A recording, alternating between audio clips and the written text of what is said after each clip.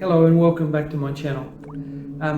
Firstly, I'd like to start out by apologising in advance to all of the nervous, loving and devoted pet owners out there who may have inadvertently landed on this video today thinking it was actually something to do with cats having 9 tails, literally.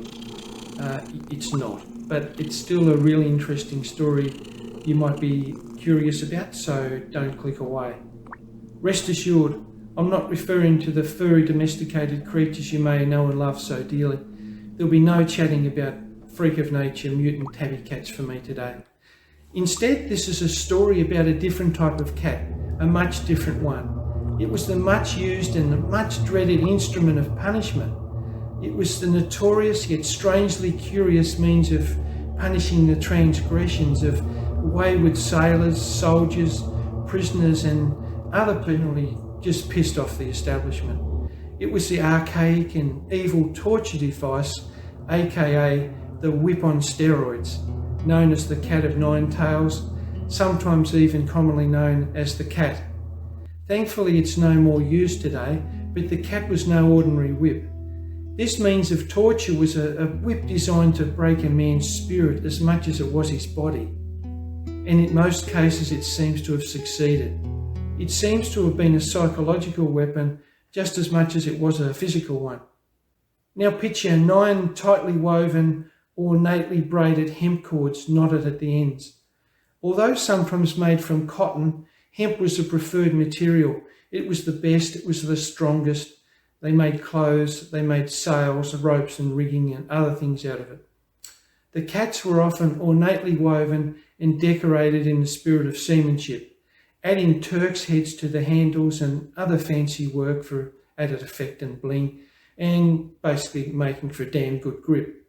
Leather and ivory were sometimes even used depending on the particular skills of the maker and the resources they had available. To make it even tougher and even more durable, and basically to make it hurt a lot more, which, let's face it, was the whole sad point of the thing in the first place, right? It was sometimes partially even coated in tar. The thing seems to have been really widespread in its use around the world, notably in some countries like Russia, who just to be different and to make things kind of extra ouchy for the recipient, sometimes decided to weave metal wire into the braiding as well. Wasn't that thoughtful of them to enhance the whole pain and suffering experience? Not really. Now, when soundly and repeatedly applied to a man's back, it invariably left its imprint of a cat's claws.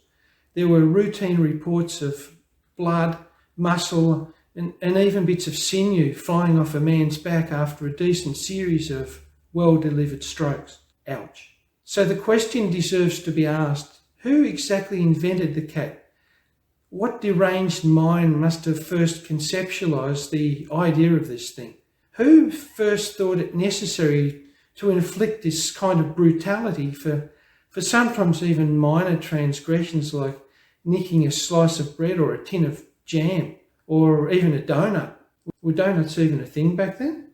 Why people ever think being mutilated by having the meat literally torn from the back of your spine was a suitable and appropriate punishment, well, for anything really, was insane. But anyway, you could be excused for thinking the instrument was first conceptualised by crazed British sea lords, nobility and aristocracy. After all, they were maybe the ones who popularised it. Somebody with a twisted mind or a thirst for absolute power and control, most likely. One legend says that the thing was likely first developed by the Egyptians way back as a kind of weird tribute to cats, which they loved and worshipped, of course, being then made from cat hide. The 9 strands represented the 9 lives of a cat, apparently. So punishing somebody by belting them with a whip made from cat skin was back then viewed pretty much as doing them a favour and instilling the dead cat's mojo into the recipient. It was a good thing, apparently. It helped them, apparently. However, the more probable view is that it was based on the good old Roman flagellum, if I'm pronouncing that correctly.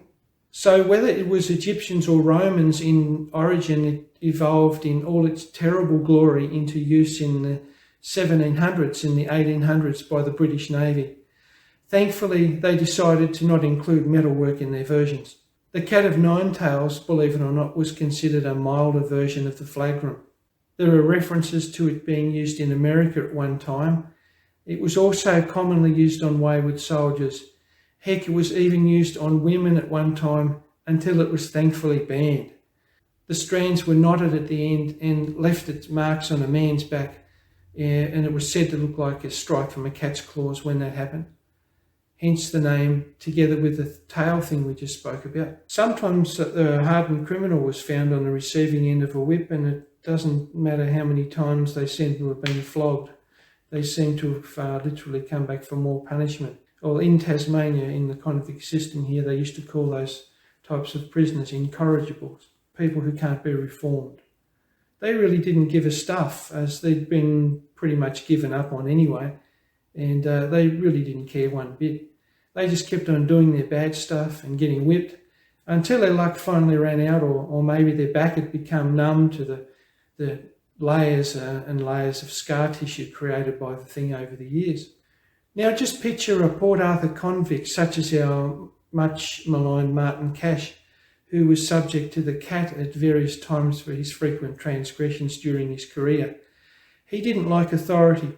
He did love his freedom. His back was said to be laced with scarring from well over 100 cumulative lashes.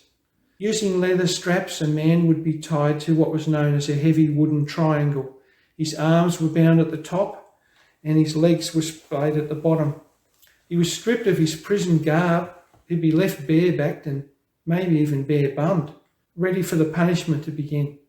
Punishments between 20 or more lashes, stripes as they were known, were relatively minor transgressions, quickly rose to hundreds for mutiny or desertion.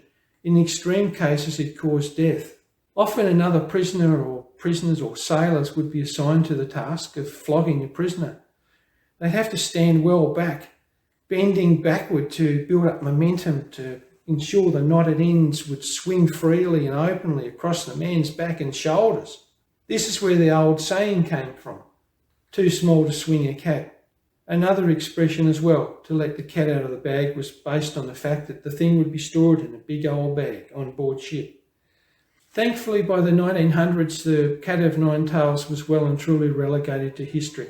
I'll end this video today with a quote from a soldier in Australia, in New South Wales, who was flogged as a means of punishment. It demonstrates the ferocity of this particular torture device. I felt an astounding sensation between the shoulders, under my neck, which went to my toenails in one direction and my fingernails in another, and stung me to the heart, as if a knife had gone through my body.